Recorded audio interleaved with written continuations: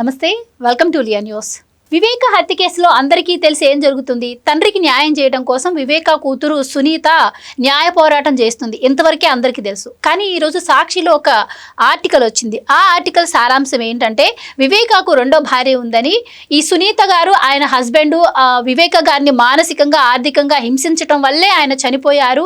అలాగే మరి సిబిఐ ప్రతివాదులు ఎందుకు ఈ విధంగా వాదిస్తూ వస్తున్నారు, అసలు 3 ఏళ్ళు అవుతుంది, ఈ కేసు ఎప్పుడు తేలుతుంది అన్న విధంగా ఆర్టికల్ అయితే ఉంది. మరి ఏంటి అసలు ఈ ఆర్టికల్ని ఏ విధంగా చూడొచ్చు, వివేక కేసులో నిజంగా జరిగింది ఏంటి, ఈ టైంలో మరి ఇలాంటి ఆర్టికల్ ప్రచురించడం వెనుక ఉన్న వ్యూహం ఏంటి అన్న విషయాలు తెలుసుకుందాం. మనతో పాటు ఉన్నారు సీనియర్ పొలిటికల్ అనలిస్ట్ చార్లెస్మల్లి శ్రీనివాస్ గారు. నమస్కారం అండి. నమస్కారం సార్, ఇప్పటి వరకు వివేక గారిని ఎవరో హత్య చేశారు, ఆ హంతకుని పట్టించేందుకు సునీత గారు పోరాటం చేస్తున్నారు అన్నది తెలుసు. సో ఆవిడ పైన కొన్ని ఆరోపణలు వచ్చాయి ఆ క్రమంలో, కానీ సుప్రీంకోర్టు దానికి క్వాష్ చేసింది. ఇప్పుడు మళ్ళీ రివర్స్గా వార్తలు వస్తున్నాయి, ఎందుకంటే సునీత గారికి ఆయన భర్తకే సంబంధం ఉంది అన్నట్టు. ఇప్పుడు ఈ ఆర్టికల్ యొక్క సారాంశం ఏంటి, ఎలా చూడొచ్చు అంటారు? ప్రధానంగా చెప్పాలంటే ఎవరో హత్య చేశారన్న డౌట్ ఏం లేదండి. ఎవరు హత్య చేశారో వాళ్ళు మేమే చేసామని చెప్పారు.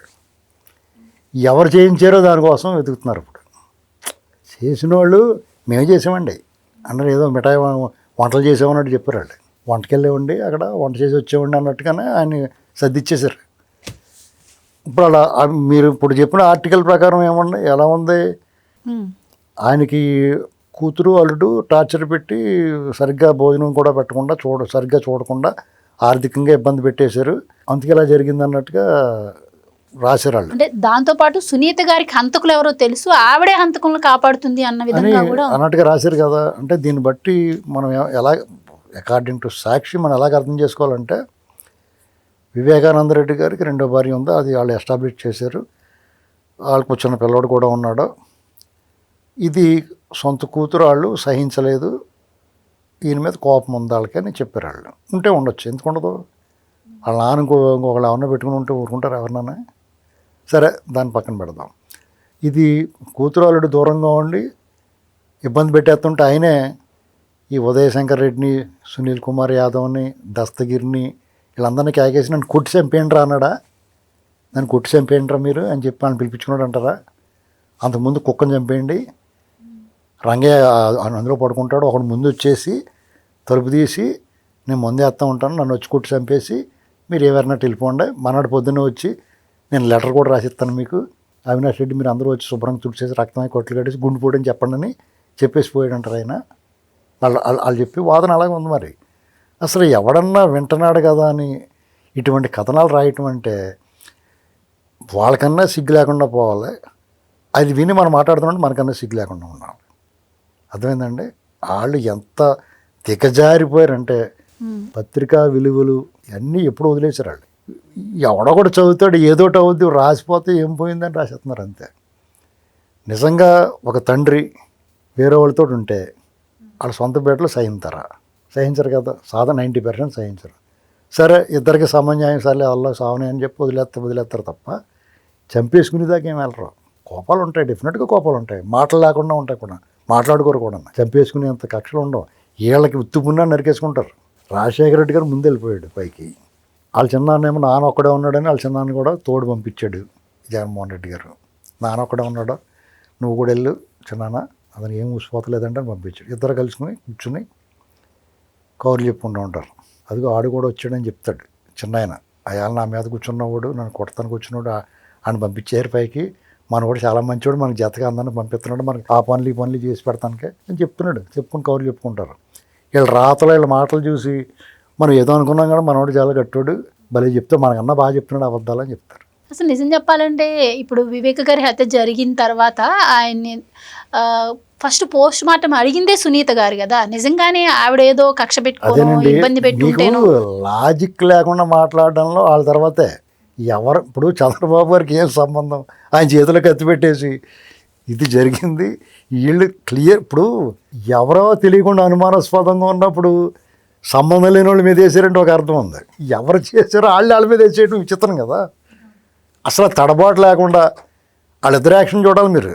ఆ సాయంత్రం ఆయన శవం ముందు, ఆయన భౌతికాయం ముందు జగన్మోహన్ రెడ్డి, అవినాష్ రెడ్డి యాక్షన్ చూస్తే అసలు వీళ్ళ ముందు ప్రపంచంలో ఉన్న ఏ యాక్టర్ అని యాక్ట్ చేయగలరు? అలాగా చూడటానికి ఎర్రోళ్ళే కనపడతారు. మళ్ళీ ఏంటండి అంత బాగా నటించగలుగుతున్నారు వాళ్ళు. మీకు నిజంగా కానీ ఏం జరిగిందో తెలుసా మీకు?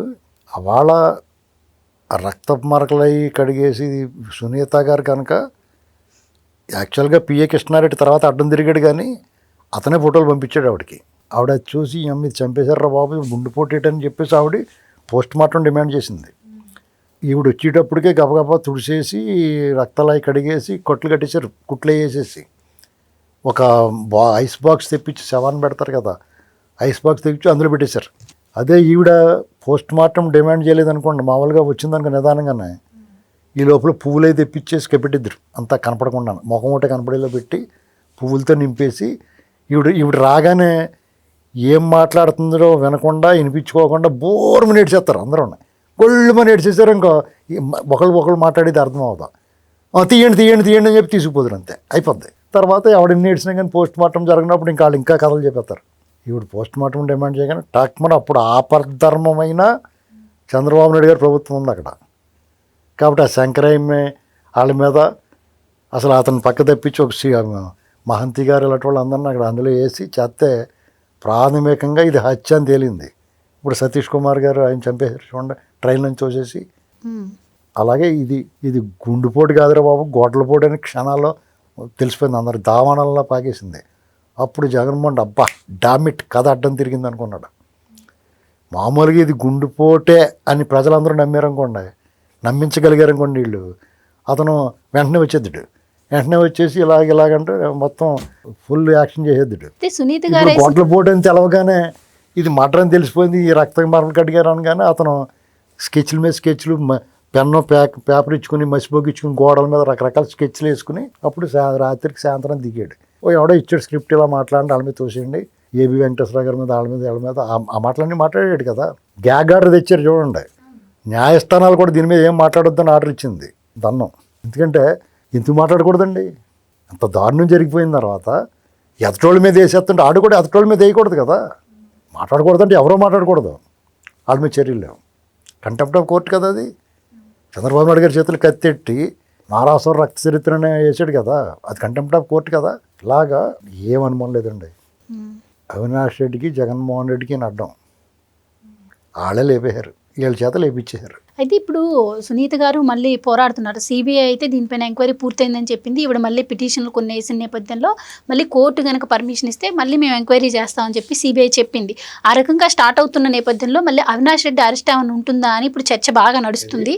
అవినాష్ రెడ్డి గారు అరెస్ట్ మళ్ళీ సిబిఐ ఎంక్వైరీ స్టార్ట్ చేస్తే, సో అందులో భాగంగా ఇప్పుడు ఈ ఆర్టికల్స్ వచ్చాయి. ఆవిడ పోరాటం అసలు ఆ చంపిన దానికంటే ఎక్కువ శిక్ష వేస్తున్నారు అమ్మాయికి. వాళ్ళ తండ్రి కోల్పోయిన దానికంటే ఎక్కువ బాధ, అంటే నిస్సహాయంగా చూస్తుంది. ఇంత పెద్ద దేశంలో ఇప్పుడు సామాన్యుడికి కూడా న్యాయ సహాయం అవకాశం ఉన్నప్పుడు హై ప్రొఫైల్లో మర్డర్ జరిగింది, ఆవిడే హై ప్రొఫైల్లో ఉంది, డబ్బులు ఎంత ఖర్చు అయినా వెనకాడ సుప్రీంకోర్టు దాకా వెళ్ళి పోరాడుతుంటే న్యాయం అందనంత దూరంలో ఉంటుంది ఆవిడకి. ఎంత దారుణం అండి ఇది. దీన్ని ఎవడు పరిష్కరిస్తాడు అసలు? ఈ సమస్యకి పరిష్కారం ఎప్పుడు లభిస్తుంది? ఇది వ్యవస్థలకు అధిపతులు, ప్రభుత్వాలు ఆలోచించుకోవాలి. ఎందుకంటే చాలామందికి అపనమ్మకం వచ్చేస్తుంది సిస్టమ్ మీద. ఏంట్రా ఇది ఎలా జరుగుతుంది, కళ్ళ ముందు ఎవరిని అడిగినా ఈడే ఇస్తుంటాడండి అని చెప్తారు, ఈడే ఏం చేసి ఉంటాడని చెప్తారు పల్లెటూరు భాషలో. మామూలుగా జగన్మోహన్ రెడ్డి గారు పూర్తి స్థాయిలో అసలు ఆయన ఎలా చెప్పాడు తెలుసా? వచ్చిన తర్వాత సాయంత్రం పులివెందులు వెళ్ళి ఇక్కడి నుంచి అక్కడ లాక్ వచ్చారు, ఇక్కడ ఎలా కొట్టారు బాబాయిని, ఇక్కడ నరికారు, ఇక్కడి నుంచి తీసుకెళ్ళి బాత్రూమ్ తీసుకెళ్ళి బాబాయిని కొట్టారని చెప్పారు. దాన్ని అలా చెప్పలేదనుకో ఆయన. వాళ్ళు ఎలా రాదురంటే బాత్రూమ్ కొమోడ్డు ఇలా బయటకు వచ్చి అతను కొట్టేసి మళ్ళీ వెనక్కి వెళ్ళిపోయి అక్కడ ఉందని చెప్తారు. అలా రాస్తే చదువుతారు, అలా బాత్రూమ్ కొమోడ్డు వచ్చి కొట్టేసిందంటే అని చెప్పుకుంటారు తెంగన్నా కొడుకులే. ఏంటండి అంత దారుణంగా ఉంటుంది వాళ్ళతో ఎవరు. అది ఎలా ఉంది, మీరు కుర్చీ వేసుకుని ఒరే పిండి జాత కలపరా, ఏదో బాండ్లు పెట్టు, కట్లు పోయి ఎగదోయి, ఇందులో ముగుట్లు వేయి అని చెప్తారు కదా వంట మాస్టర్లో. అలా దగ్గరుండి వేయించినట్టు చెప్పాడు అతను. ఇంతకన్నా సాక్ష్యాలు ఏం కావాలండి ఎవరికన్నా?